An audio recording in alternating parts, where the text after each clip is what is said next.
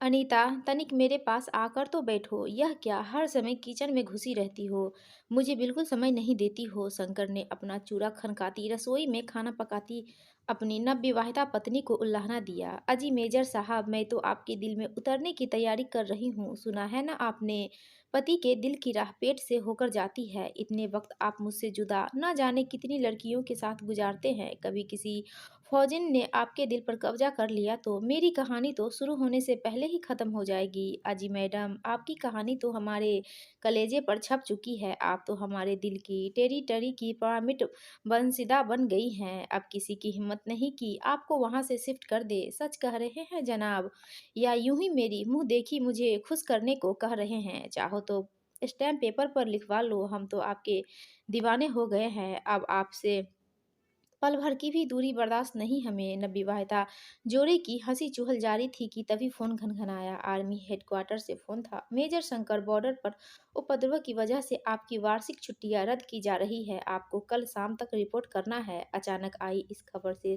शंकर शतबद्ध रह गया। नई नई दुल्हन का हंसता खिलखिलाता चेहरा देख उसका कलेजा मुंह को आन पड़ा। अब उसके उसे कैसे बताए कि होली तक के 3 माह के अवकाश पर आया वह कल ही चला जाएगा। उसका तनिक उतरा चेहरा देख अनीता ने आशंकाग्रस्त मन से शंकर से पूछा, क्या हुआ शंकर?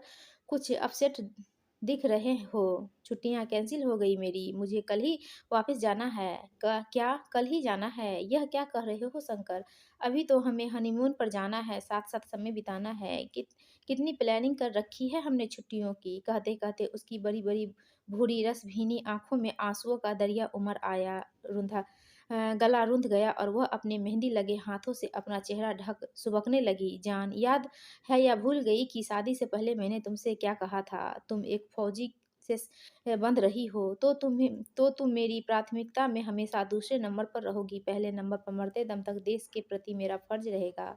क्या तुम्हें याद कराना पड़ेगा प्रियतम? ये यूं इतनी जल्दी बिछो के बारे में सोचकर उसका कलेजा मुंह को आ रहा था। वह अब जोर-जोर से सुबकने लगी थी, सोच रही थी, उफ़! कितने ख्वाब देखे थे, हनीमून पर जाएँगे, साथ-साथ सैर-सपाटा करेंगे, मनाली की हँसी वादियों में एक-दूसरे को जानने-समझने सब बिखर गए। रोना बंद करो अनीता। तुम यूँ उदास होगी तो मैं कैसे तुम्हें छोड़कर पूरे मन से निश्चिंत होकर अपनी ड्यूटी जॉइन कर पाऊँगा? मेरा मन तो तुम में ही अटका रहेगा ना? अनीता अभी तक यह स्वीकार नहीं कर पा रही थी कि शंकर कल ही उसे छोड़कर चला जाएगा। एक-दूसरे की बाहों में कैद अनीता और शंकर ने वह रात आँखों ही आँखों में काटी। कितना कुछ था कहने और सुनने को। देखते-देखते जाने की घड़ी आ पहुँची। नम आँखों और भरे हुए गले से अनीता ने जीवन साथी को तिलक लगा और आरती कर मंगल कामनाएं करते हुए घर से विदा किया। होली का पर्व आ पहुंचा था।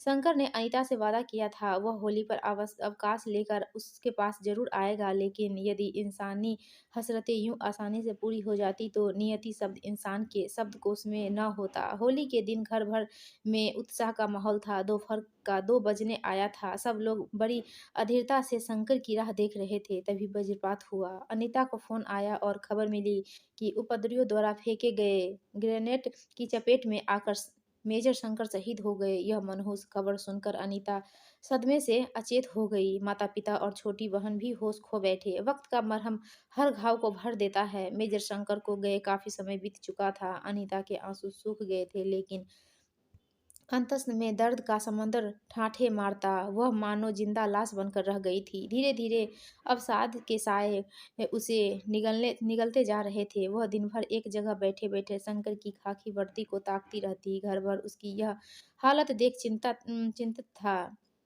खासकर उसकी सासू माँ उसे यूं दुख के अंधे कुएं में धंसते हुए देख बेहद दुखी थी। हर संभव प्रयास करती थी कि अनीता अब तो अपने डिप्रेशन से बाहर आए और अपनी जिंदगी नए सिरे से शुरू करे, लेकिन अनीता की स्थिति में कोई सुधार नहीं था। जीवन साथी के असमय चले जाने से मानो उसकी जीजी विशा को ग्रहण लग गया था। उस दिन होली थी। घर भर में उदासी पसरी हुई थी। तभी शंकर की छोटी बहन राधा की कॉलेज की सहेलियां होली का हुर्रल मचाते हुए घर में घुसी और अनीता के चेहरे पर अबीर गुलाल मलकर चिल्लाई, हैप्पी होली भाभी।